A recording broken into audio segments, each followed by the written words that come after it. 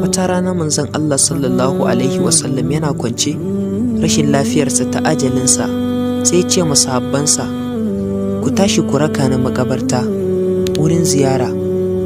Bayan sun je, manzon Allah sallallahu alaihi wasallam ya yi addu'o'i da ya koyar mu rinka yi idan mun je makabarta. Bayan ya taso sun kama hanya zuwa gida, sai suka ga manzon Allah sallallahu alaihi wasallam yana kuka kuma yana murmushi.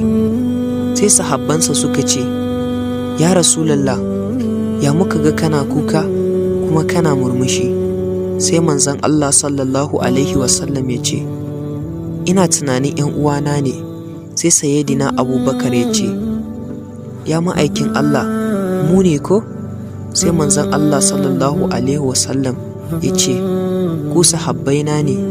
Sai sayyidina Ali ya ce, ya manzon Allah, mu ne ko? Sai ya ce, ai ku jinina ne. Sai suka ce, ya Rasulullah, to suwaye?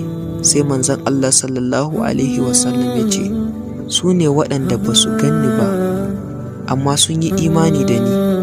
Manzon Allah sallallahu alaihi wasallam ya ce, idan rayuwarku ta kai, ku ce musu ina gaida su. Allahu akbar. Ya Allah, duk wanda ya tura wannan tunatarwan ta manzanka, kai masa sakamako da aljanna.